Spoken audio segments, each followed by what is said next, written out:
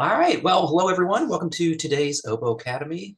Today, we're going to go back to basics with a discussion of core concepts in phenotype data integration, including how UPheno can help to make sense of phenotype observations. So this discussion will be led by James McLaughlin, the ontology lead at OBI, and Nico Mentenzoglu, the independent consultant for semantic technologies and a general ontology wizard. Both are members of the Monarch Initiative. So with that, I'll hand it over to James and Nico. Thank you, Harry, for the introduction. I'm going to get to make a start here.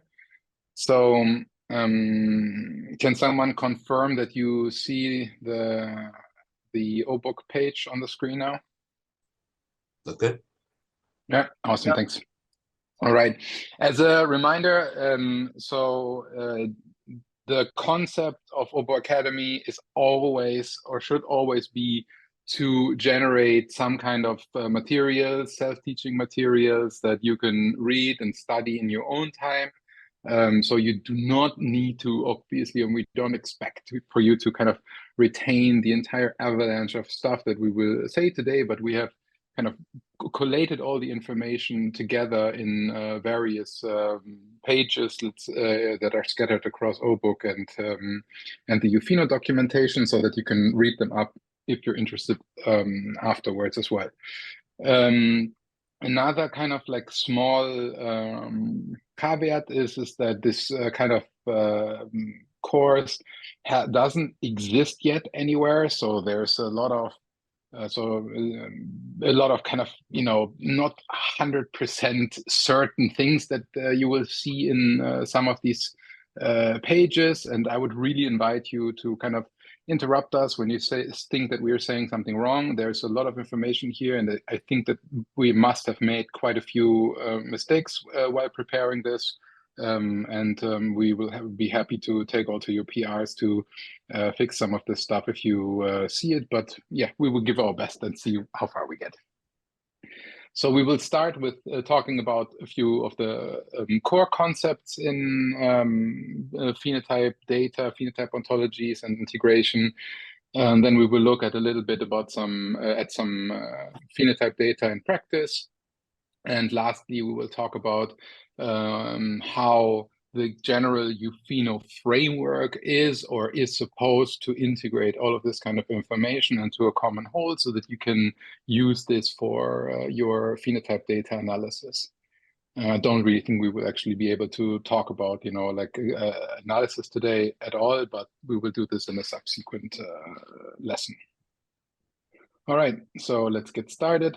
I'm going to scroll down, and I'll start with the core concepts. So I'm not going to kind of like scroll through all of these pages here. I'm just going to stick with some of the pictures and go through the pictures with you, so that you get a bit of a sense. So we've decided on listing these 6 core concepts for phenotype data that I think, or that we believe you should sort of be familiar with, and you should be able to kind of like place in your own mental model of phenotype data correctly, and how they all relate to each other. So we are going to go through them real quick with you now. I'm just going to take a look at the time so that I'm not overrunning with this section here. So we are separating the concept of general characteristics from the very related concept of biological attributes. We'll talk a bit about bearers, phenotypic change, that you might better know as phenotypic abnormality, diseases, and measurements. So I'm just going to start and show a little bit and explain this picture. You will see this coming up in one way or another throughout the course. And if and we will get back to kind of some of these concepts over and over again. So you don't need to kind of like listen to all of this now or retain all of it. But okay, let's start with some general characteristics. So general characteristics are things like weight, amount, size, color, and similar ones. So when we say general characteristic, we mainly talk about, let's say, a characteristic that is kind of disconnected from a specific entity, a bearer that it is part of. And these are the kinds of the kinds of concepts that you will find, for example, or mostly in our world, at least in the phenotype and trait ontology paper. Now, it is a bit unfortunate that the phenotype and trait ontology is called such and not ontology of general characteristics, because originally this was kind of designed to be more something like an ontology of general characteristics, but this doesn't matter to us. But just keep in mind, Pater is supposed to be about these kinds of terms. Then the next concept are bearers. So bearers generally, it's a very kind of like, we stumble over this word a lot. It's a a bit, in my opinion, pretentious term, but it's a concept that basically describes the entity of which the characteristic we are describing. So, for example, we can have whole organisms as bearers, like a specific tree, a mouse, or a human. We can have a specific organ as a bearer, like, for example, the heart. We can have a cell, we can have a molecular structure. So we can have many different kinds of bearers that we want to kind of describe with our in our phenotype expressions. Up here, we can see a small, so just leading over to like the next concept, which is biological attributes. We can see that a combination of a general characteristic together with a bearer, in this case, it's a slightly more complex bearer, which is lysine in the blood, together make up what we generally refer to as a biological attribute / trait, and sometimes also biological characteristics. But the ontology that holds all these things that are euphenoconformant is the ontology of biological attributes. And we kind of talk about them as if they are sort of are characteristics of some kind of biologically related entity. And then we have phenotypic change. So phenotypic change, this is a kind of new word, the concept that was coined only recently to subsume a number of important other concepts, including what most of you might be more familiar with as phenotypic abnormality. And it is an attempt to try and describe deviations from a reference, from some reference trait, like a morphological, physiological, or behavioral trait, for example. And as such,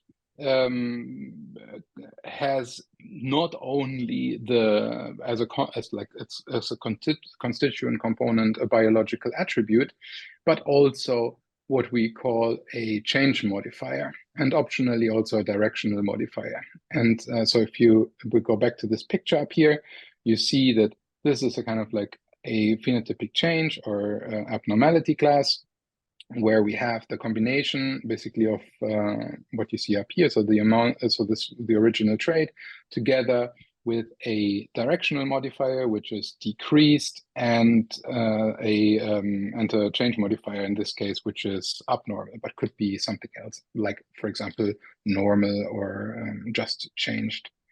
And note here that while we sort of kind of conceptually separate directional modifiers a little bit from other kinds of modifiers, within Pato, you will have a lot of modifiers that are combining directional modifiers with the original characteristics, like decreased amounts. So these are not separate classes in Pato, they are combinations. So phenotypic change, to go back here, are things like increased length of the digit, decreased mass of the organism, decreased level of lysine in blood, increased size of the heart, and so on. And most of you will know these concepts very well from mammalian and human and Drosophila and all these different phenotype ontologies out there. So most of these phenotype ontologies actually contain these kinds of terms describing phenotypic change. And here, kind of one of the key things that we as, let's say, semantic integrators need to be very aware of is this like super annoying concept of implicit comparators. So what is an what so so when we what we mean by implicit comparators is we kind of look at a class like increased blood lysine levels, and then we just take it like that. If we're data scientists, we just say, okay, there must be some association between a gene and that, so there must be some kind of this is kind of like for example, what we usually do is perceive it as a difference from a wild type, difference from a normal range, or something like that. But in practice, you will see lots of kind of different ways to apply the phenotype terms that we put into our kind of species-specific phenotype ontologies like HPO, MP, and all the other ones. Like we can have as a comparator the general population, wild type, or the normal values. We can have a non-representative sample of the general population. So for example, this could be about blood glucose values of all diabetes patients. We could have a control. This could be a result from an experiment from a mouse. So this could be the comparator could be like a control group from a specific mouse strain, or in clinical phenotyping, you could have that this phenotype describes something in relation to a previous state of the study object rather than some abnormality. So it's just, we need to keep in mind this is the case, and Nicole, did you want to say something? Oh, because I thought that you. Okay, anyways, sorry. So we just asked if we're doing data integration, we kind of keep in mind that these comparators exist, and we should look at our raw data and be very careful about how exactly did the resource use these terms and what did they mean, and ideally they have it somewhere documented in their metadata. All right, I'm going to jump over this. This is for you to read in your own time. These are all the kind of different words you will find to refer to similar things like phenotype versus phenotypes, phenotypic profile, phenotypic feature, phenotypic abnormality, phenotypic change, clinical finding, and so on. These are all words that are more or less related to each other, but used by different communities. So now I have like 2 minutes to briefly talk about diseases and measurements as well. So one problem that many of you, and especially curators, often face is that diseases, so we all know, diseases are an integral part of any kind of phenotype data integration efforts, but it's sometimes quite difficult to actually separate what is a disease compared to what is a phenotypic abnormality. And we sort of, in many domains, like for many organizations like Monarch, we like to just say these are different things, full stop. We don't want to mix them in the same hierarchy. We want to have them in separate ontologies. We want to keep them as separate things. But in practice, there are quite a few classes where it's quite difficult to separate those, and there's still a lot of work being done to defining the separation between them. So for now, I will just say, because this work is ongoing, that you should know that there is a difference when you're building any kind of knowledge graph integration, any kind of analytic process. You should cleanly separate the two as much as you can and only conflate them if you really consciously have made that decision and it makes sense in your case, and perceive diseases and phenotypes of difference as such. So phenotypes are generally considered features of diseases, and what we should this may be, for example, the first thing that could be wrong what I'm saying here, because it's not really like 100% defined and agreed on, but we should perceive it more as something as a humanly defined construct. So we say a disease is used to capture a diagnosis, so we define it as something that by how it's used. For example, here it's not an observation; it's a judgment. It is associated with a defined etiology. So this is not about it has an etiology. Everything has an etiology, but it's about that disease is associated with a defined etiology that is part of the definition. It has a defined time course, even if it's not well understood, and treatments and defined treatments exist, even if they are not well understood. All right, that's so much about diseases. Please follow us. I can send you some issues, or they're even linked here somewhere. if you want to, listen more to how we progress on this discussion. We are working on this at the moment. All right. Lastly, let's talk about measurements. Measurements in general. So in biological data curation, it's essential to separate between the traits that we are observing and the measurement, like for example, blood glucose level, and the measurements that we are conducting, like for example, measuring blood glucose level. So these are processes that have, for example, they are performed by an agent, like a researcher. They are involve some kind of quantification or qualification of a trait, and they correspond in some way or associate with things like measurement instruments, techniques like assays or BMIs. And these are different from the inherent observable characteristics of an organism. And it's very often the case that you get raw data, you see things like blood glucose level, and then you're like, what is this, measurement or trait? And then you need to kind of like be a bit conscious that it could be both of them. And most of the time, for our purposes, there is a sort of very simple association between the two, and we can easily integrate them as observable characteristics.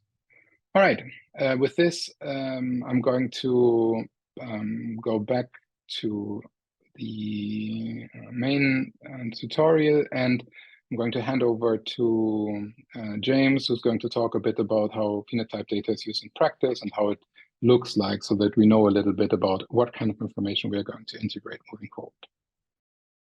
Thanks, Nico. And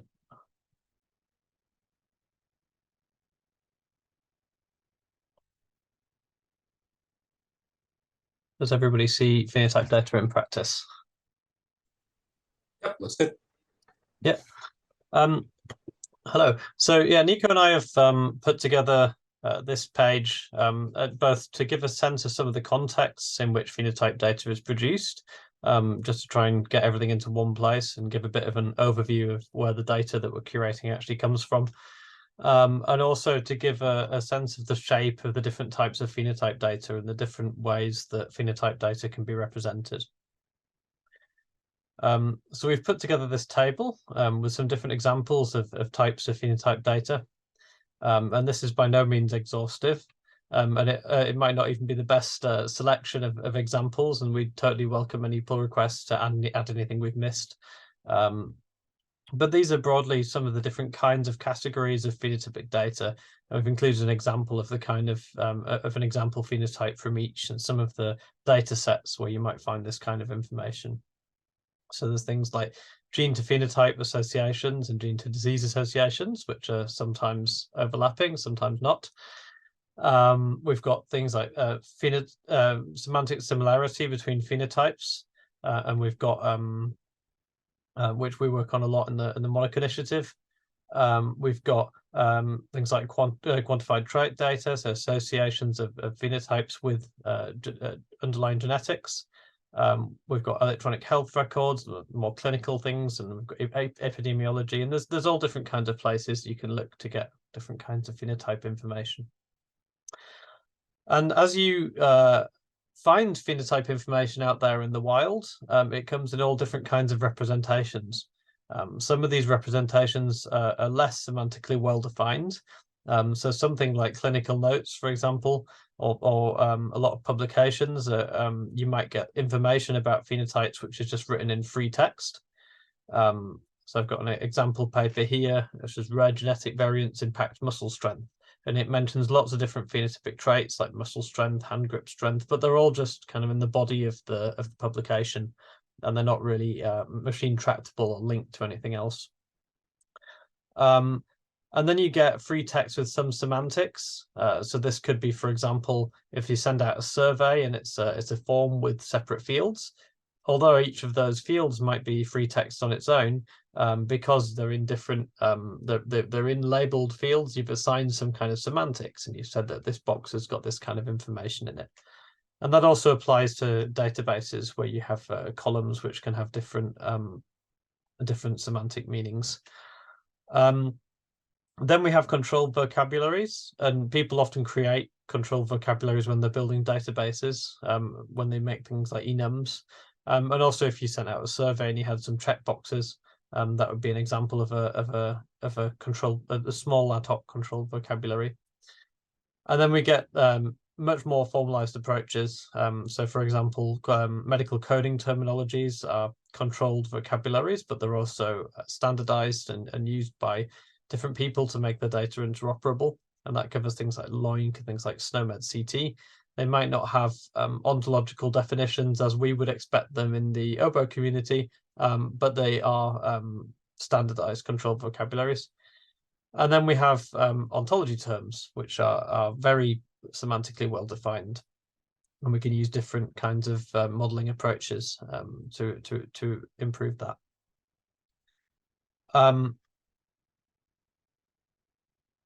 And then also you get different kinds of phenotypic data. So there was quantitative. I really struggle with these two words. So quantitative and qualitative. So qualitative phenotypic data describes qualities or characteristics. So these are not measured with numbers. They're things that you can observe, things that are placed into categories and can describe things. Like you might say somebody's got brown eyes, or somebody behaves in a certain way. Often the measurement of these things is less scientific, and biologists will often phenotype things based on visually looking at something or someone. And those tend to be more about the type or the kind of trait rather than its amount. And that's opposed to quantitative phenotype data, which is numeric and it quantifies traits. So this is when you actually measure something and you can put numbers on things and say that somebody's blood pressure is a certain amount, or somebody's height is a certain height.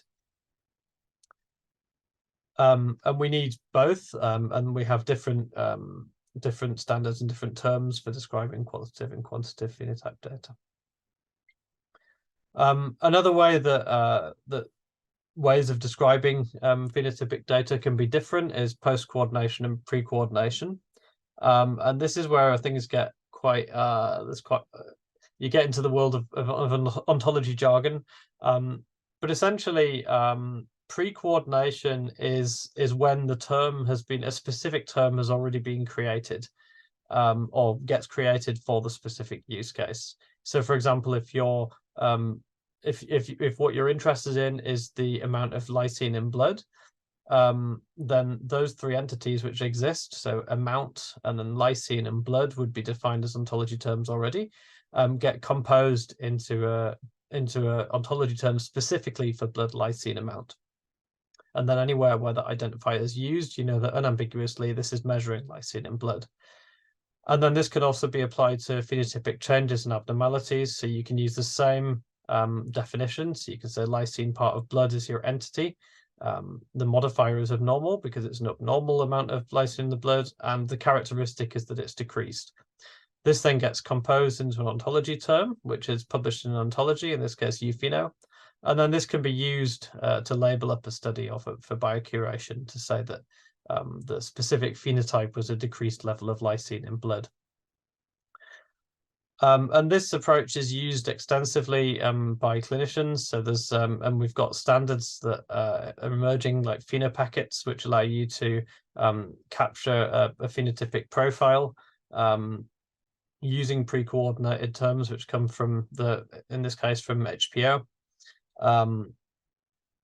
And these can be used to describe all of the specific phenotypes that, for example, a patient has. And we also use these pre-coordinated phenotypes in lots of other contexts. So, for example, IMPC, which is one of the databases we host here at EBI, can be searched using pre-coordinated terms. So, for example, we can use the enlarged heart term from the mammalian phenotype ontology, and then we can click through and, oh, is it going to load? If it loads, we can search for all of the different knockout mice that have that specific phenotype associated with them, and therefore the genes that are implicated. And similarly, the GWAS catalog, which is another database we host at EBI, we can search using the term for cardiac hypertrophy, which is the same, which is enlarged heart, and then we can search for all of the genes, all the mutations which are involved in this with this phenotype. So another way of representing phenotype data, other than pre-coordinated, is post-coordinated curation. And in the post-coordinated approach, unlike the pre-coordinated approach where we create these specific terms to compose together the bearer and the characteristic and the location, we can have separate fields. We can just reuse the same ontology terms. And this kind of post-coordination happens a lot when people build databases, because they might just have for example, a field where they put the chemical of interest lysine to say that it was measured. And then if this is a database of measurements in blood, that might be all you need. So this kind of post-coordinated approach tends to happen for specific applications, and it's quite widely used in the bioinformatics community. And the advantage of a post-coordinated approach is you don't need to make new ontology terms for everything. So, for example, you might want to measure 10,000 different chemicals, and you don't want to create measurement terms, or the measurement terms don't exist. But with a post-coordinated approach, that's less of a problem. And this post-coordinated approach can be done in different ways. So, for example, there's the Saccharomyces genome database uses the trait and modifier pattern. So they have the trait, for example,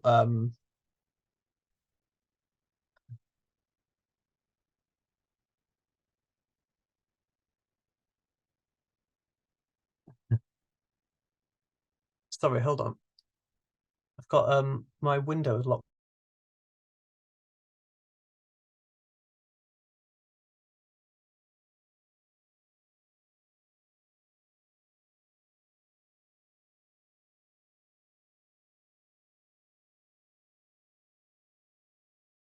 Sorry about that.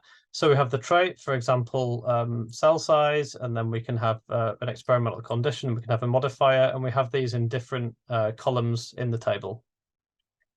And then other databases might, for example, only have the bearer because everything else is implicit because of how the database is being constructed. So in this example, we would just have the bearer, for example, lava, and then users of the database know that that instead of us having it say that this is a normal change morphology, that's implicit in this, because users of the database know that.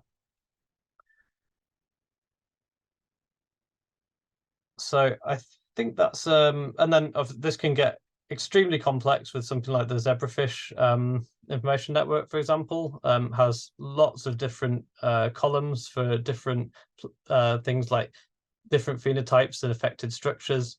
And from these you can have quite complex class expressions can arise without them having to be manually specified in ontology. So this is all available on the phenotype data section, and we've broken it down into the different ontology terms with some more information if you're interested. And I'll hand back to Nico. Thanks, James. Are there any questions or any holes to poke so far? Anything you want to hear more details on before we move on to integration techniques? I had just one quick question about the relationship between level and concentration. In the clinic, and as a clinician, I'm often thinking in concentrations. So like lysine concentration in the blood rather than level. And I was wondering if you could just describe those relationships a little bit. Thanks. Yeah, so we are not exactly the perfect people to answer this kind of question, but in this specific example, I will say something because so in Eupheno traditionally we have provided separate conceptualizations of concentrations and levels, and Sue can probably give you a good explanation of how they differ from each other. But I do want to say that there are currently some efforts underway on the HBO side of things that have not yet been ratified by the phenotype ontology, by the Eupheno group at all, to kind of standardize a bit more towards one of them. So in this case, the amount phenotype, because of a little bit of a haziness of how these two terms are used in practice. So there's a lot of kind of like there's a lot of overlap, and there could be a lot of mistakes of people picking the one or the other, which result from exactly your question, which is when and in which situation should we use which one, which makes us sort of consider at the moment whether we should go and standardize towards one of the two and not represent them widely separately. But maybe, Sue, if you can just so far as we are just describe the separation real quick so that we have said that as well. I will say that this has been an ongoing, long-standing discussion in the editors' calls, and I have to go back and look at the notes, but I think we had decided in the editors' call to just collapse them all to amount because it is often far too fuzzy to make that distinction when you're actually looking at papers in practice and data sets, that it just would prove simpler to lump them all together. But I will have to go double check my notes, and if there's some use case that says they absolutely have to be separate, I would invite you to come join us at the editors' call. There we know some examples, let's say, where concentration of something in the urine has some dependency on the overall concentration of the urine in the water liquid, but these kinds of things I think are more rare cases compared to the huge amount of cases where you just want to know, is there more or less of this chemical in the blood, in the plasma, in the serum, and so on. So unfortunately, no perfect answer, but we have facilities to deal with both at the moment, but plans to sort of unify towards levels and amount. All right, any other questions?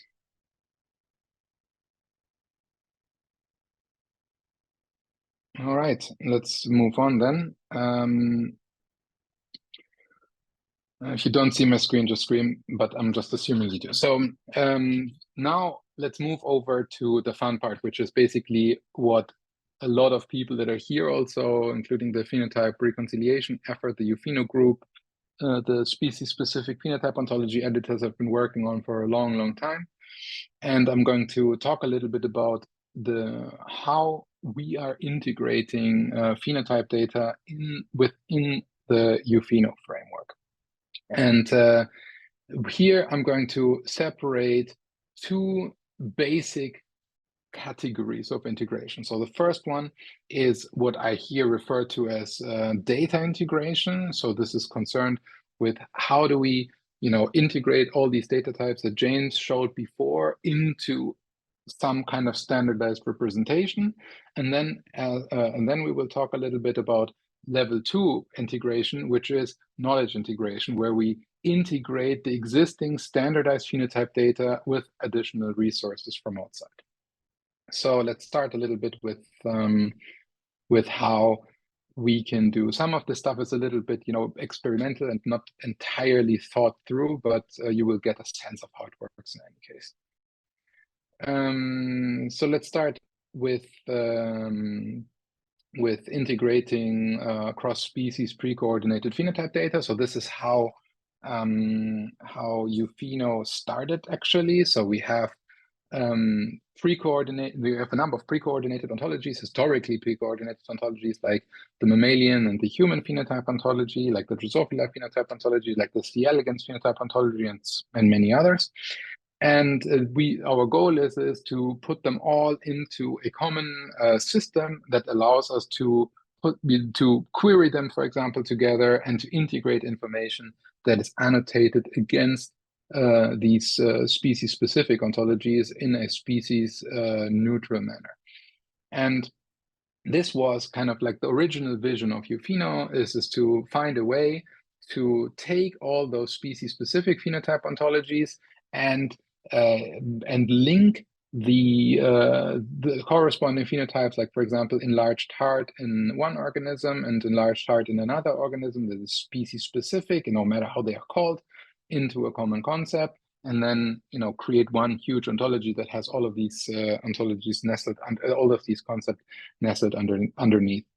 And this the way that we usually do this is, so we have kind of two families of approaches to deal with this problem. So the first one, and we don't go in detail here, I'm just going to mention it, and you've heard us, if you attended some of our calls, talk about this a lot during our workshops as well, is this design pattern-based integration. So what happens is that we go basically through our pre-coordinated concepts, create these kind of logical expressions, logical definitions that James showed before in the slides as well, or that we can see here as well, these kinds of expression like abnormal, decreased amount lysine in the blood.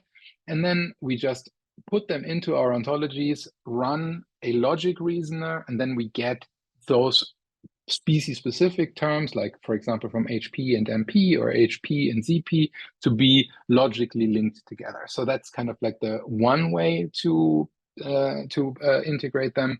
But the problem is that not all phenotype classes are actually amenable to this kind of logical definition and decomposition. Some phenotypes are quite complex.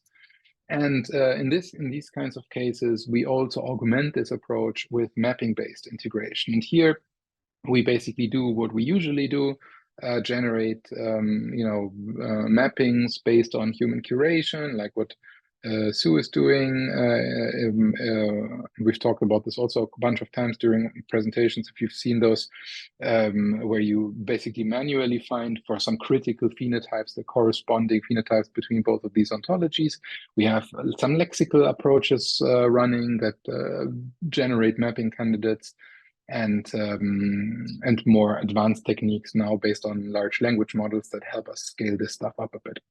But that's kind of the idea. You take the pre-coordinated term and you put it into pieces, map them to logical definition, and then you run the reasoner, and then you get these links between them, and you can generate these species-independent groupings for those. Then the next kind of big thing is the integration of post-coordinated phenotype data. So this is a super satisfying task if you are a semantic engineer, and maybe many of you have actually touched this kind of problem before. And what you do is you take pre-coordinated expressions like the one that you can find, for example, in ZFin, and you map those these post-coordinated kind of like phenotype annotations to a suitable standardized design pattern in UPheno, and then you go and you just instantiate that design pattern using those post-coordinated terms to generate, again, an expression like this here, again, run the reasoner and get all the kind of like classification for these terms.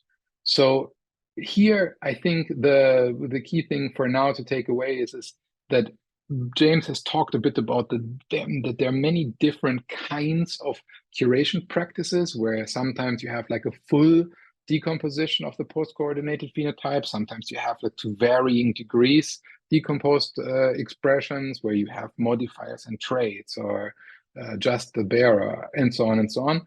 And you always have to kind of like think smart, how do you exactly execute this mapping against the UPheno pattern? But this is the sort of general idea. And we have at least two main, you could say with UPheno, 3 major ontologies that are purely generated through this kind of approach, which is the zebrafish phenotype ontology, which is completely automatically generated from post-coordinated annotations.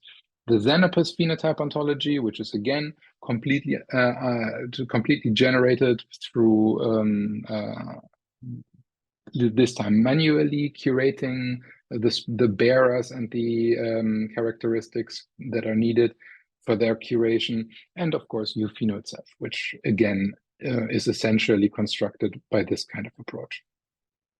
All right, now next is the integration of quantitative phenotype data. Now, this is a super interesting subject that we are only now kind of like getting a little bit more into. As you know, most of our work is focused by far on knowledge integration, so especially Monarch initiative, we don't look at the instance data that much compared to generalized knowledge and associations. But but of course, this is now that we are investing heavily into diagnostic tools and so on, and phenopackets, as we've seen before, this is becoming much more of much more importance. And here you can kind of imagine a sort of an approach. I'm just going to show this in this picture here, where you have a measurement datum. So this case, I just put here a term from Loing, which is like an assay description. The lysine measured as mass volume in serum or plasma. This is a Loing term, which is measured in micromole per liter, and in this case was a measurement of 100 in patient X. Then we can imagine having a database of normal ranges, which is something that, for example, Peter's group is working on creating a more formal representation for, so a more bigger database of executable normal ranges, and a mapped trait term. And then you can imagine how you take all these different values to compute basically a pre-coordinated phenotype term from this reference range, and just say, okay, if now this is 100, the reference range is between 100 and 150 and 220, so you can kind of generate a phenotypic abnormality of abnormally decreased lysine levels in the blood, I guess. And then by that, integrating this kind of information into this general framework as well and make the data comparable.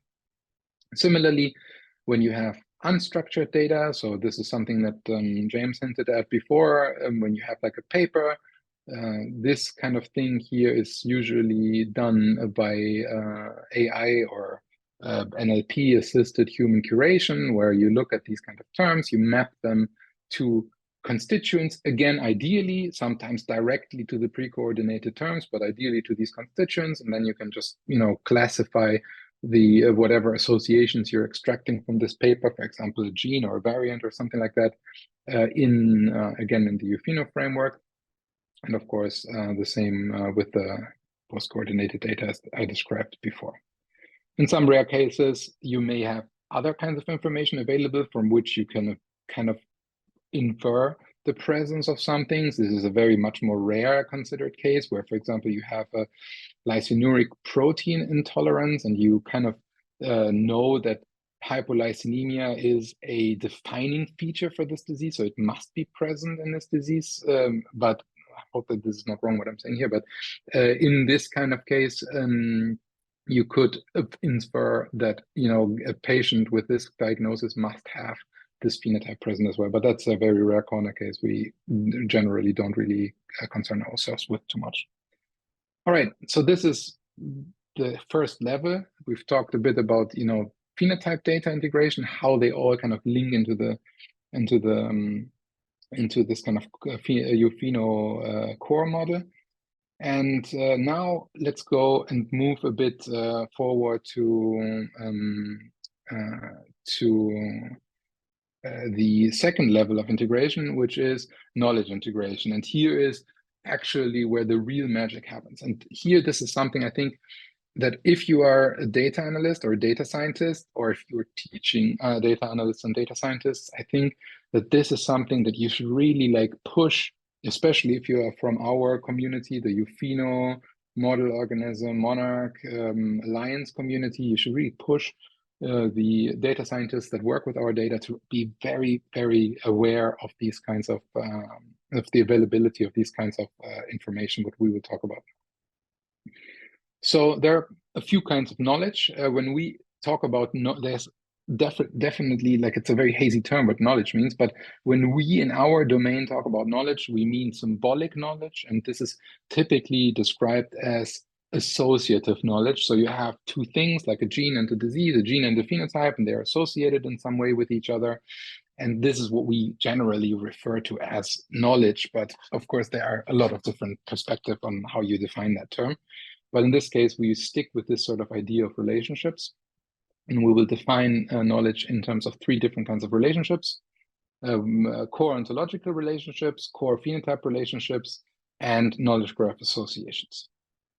So for core phenotype ontologies relationships, this is the kind of most boring, most basic thing that basically any person that analyzes biomedical data should be like, they should just know this. And this is things like the ISA relationships in our ontologies and the part of relationships in our ontology. So you can see if you have an annotation to a hypolysinaemia term and you look at an ontology like Pheno, you will find a lot of kind of class levels in the hierarchy on which you can integrate information like that. Like, for example, decreased blood lysine level, decreased amino acid level, abnormal level of some chemical entity, abnormality of the homeopathic system, and so on. So there's a lot of different kinds of levels that this can be integrated on. Whether or not these are meaningful or not, this is for the domain experts to decide, but the potential is there, and we should always be aware of this, that we can actually get rich classifications for our pre-coordinated phenotype terms from our ontologies. The next level of relationships are what we call the core phenotype relationships. And core phenotype relationships are things like characteristic of, has phenotype affecting, has modifier, and so on. And I just want to point out that you can get a lot of this information from very beautifully engineered knowledge graphs like OBO graph. I put a query here for you if you want to try it, and you can. It's also linked here from the docs to this, just like a small subquery that you can see. Okay, you actually, let's just look at this for a moment just so you get a sense.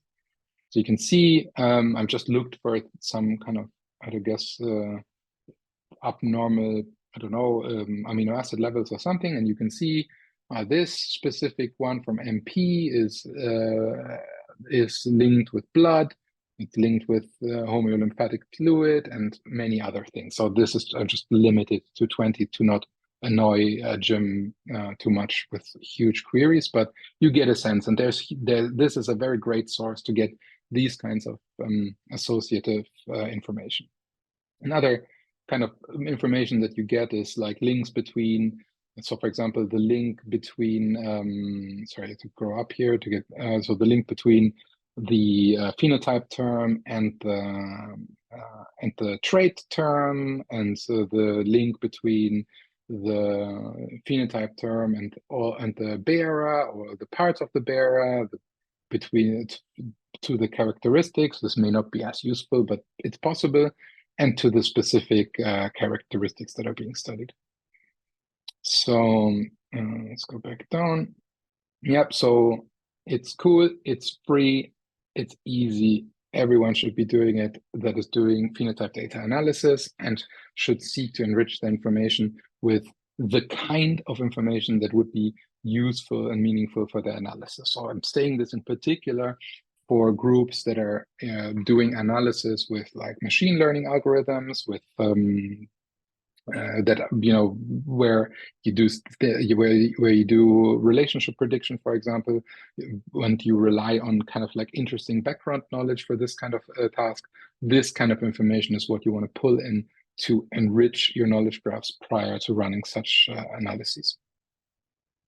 And then lastly, we have knowledge graph associations. This is kind of the, you know, our business trait in the Monarch initiative. These are things like gene to phenotype associations, for example, from the human phenotype annotations and a lot of the model organism databases, disease to phenotype associations, so where you define a disease in terms of specific set of phenotypic features, and variants, and many more. So this is just down here, a picture that, you know, shows how these things link to the various ontologies around them. And you can just see like some tiny links here, like to genes. But if you really unfold this picture to all the possible things that these entities relate with, and the entities they relate with, you get a huge web of freely available links that you could exploit for your analytics. And it makes sense to, you know, prime the people that, you know, that do this kind of stuff to actually, you know, make use of as much of the reliable information that is available as possible. All right, so I think this we can leave it at that. So I hope you got a sense that first we have some approaches to integrate our phenotype data so that we can put it into our, let's say, UPheno coherent framework. We can use this to group information. This is already cool. And we can use this for general aggregation purposes, but we can also do many other really cool things with this. And I do want to give you some minutes to ask questions. And we have, thankfully, 5 minutes to show, at least give you a hint of the kind of cool things you can do with all this integrated information afterwards. So yeah, I want to give you the chance now. For the next 10 minutes is your time. You can ask me to give you use cases if you want, but you should ask whatever you want to discuss.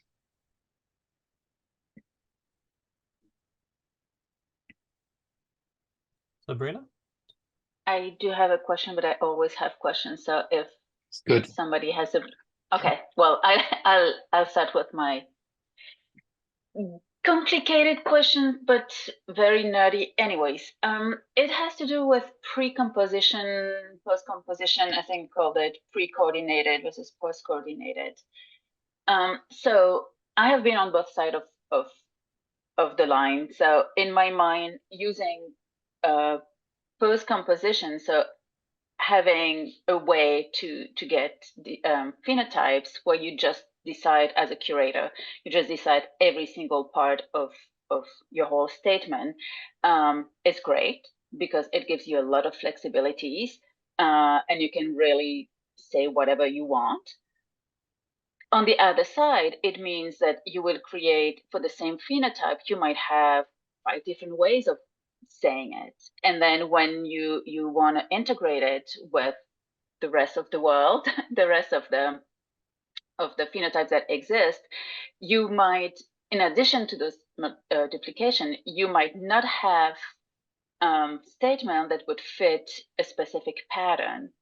So my very complicated slash mean question is, what is best? Is it best to use post-composition or post-coordinated phenotype or pre-coordinated phenotypes? And the other part of the question is, how do you deal with all those issues? Because this is definitely something that we see all the time. I think this is a I told you it was a question. complicated one. Yeah, I love it. Thanks thanks a lot for asking this. I think this is a very good question to consolidate some of our post-coordinated versus pre-coordinated discussions here, and I think we should add some notes to that end also to the docs. So I would say my general sense is that so both of them have advantages and disadvantages. So let's not think. So I think it's wrong to say that post-coordinated curation is wrong, because, for example, one advantage of post-coordinated curation, which we see here now, is that if you do it more or less well, I'm not talking about 100%, but okay-ish, against a good data schema, you can actually generate a much more reliable phenotype ontology representation, logically speaking, from this post-coordinated data than you can in a human curated manner. Because if you just use human curation, you will miss 100 subsumptions, you will accidentally create duplicates. We've seen this over and over again also in HPO, where you accidentally create a sort of, but it's actually already there and you have to retract it and all this kind of stuff. So there is a case to be had here. It's also way more compact as a representation, although it looks worse in terms of, you have to have 6 columns. The fact is that you only need a fraction of the number of terms, because you don't need the full permutation of all possible values that you would stick into the post coordination, which would lead, and you can see it in the case of ZP, to it's twice or even 3 times as large as an MP, for example, just because it has so much variation. So on this side, there's some positive side of post-coordination. I do agree that for many data curation purposes, I think the argument of what you're saying, that you sometimes accidentally end up describing sort of similar phenotypes with slightly different terms, and when you're searching for like a pre-coordinated term, you will be more inclined to pick the kind of like more consistent one every time you do the curation. This is a good argument, I think, but I think you can achieve this in a computational manner as well. So you can generate, for example, a ZP-like structure automatically while you are curating all the time, search for it, and then just curate, let's say, the decomposed version of it. Just saying, like, there's multiple ways to deal with this technically. No good answer, no final answer, but I think it depends a bit on your specific preferences and use cases. So I agree with everything, because in my mind, that makes more sense to have a post coordinated, because you can say whatever, and then as long as all the species are using ontologies, then it should be easy, right? So so following up on that, is the bottleneck the fact that there's no clear pattern that says if you have this post-compose term in whatever ontology, let's say ZP, we don't necessarily know where it fits with the rest of the ontologies because there's no specific pattern, or we don't have a problem and I'm just imagining that it's more complicated?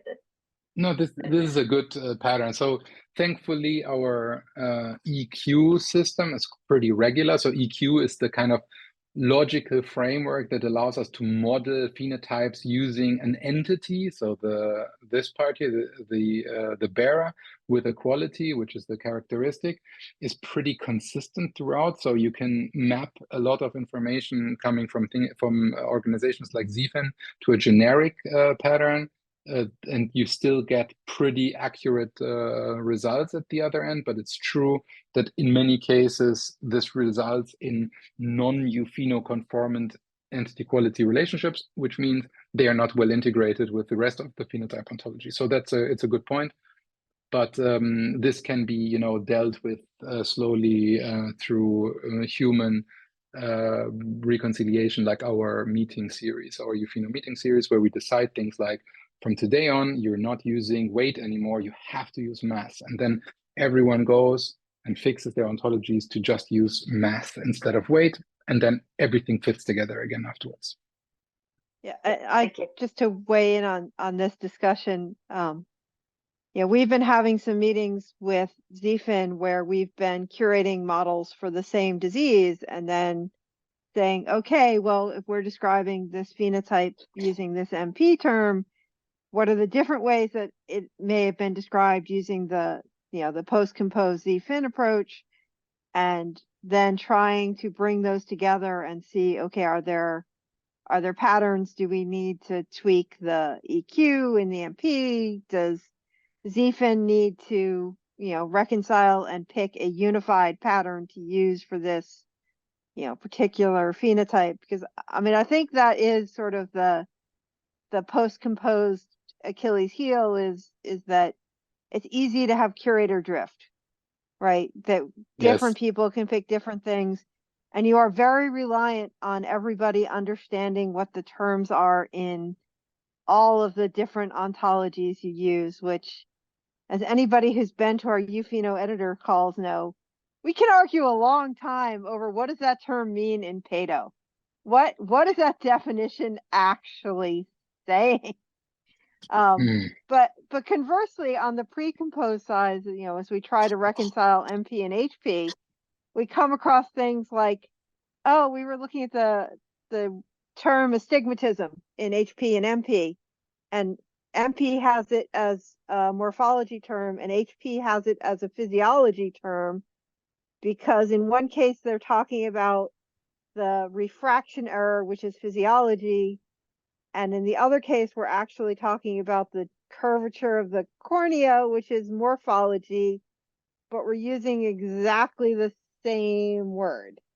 And we've run Yes. into that fairly frequently in the mapping, where it's like, oh, we've used the same word, we're not describing the same thing, which is definitely a precomposed Achilles heel. I think it's easier for curators, it's easier to train curators, but it's harder to reconcile across, especially when you don't have EQs, because nobody's tried to come up with the super complicated EQ that's going to fit that particular phenotype.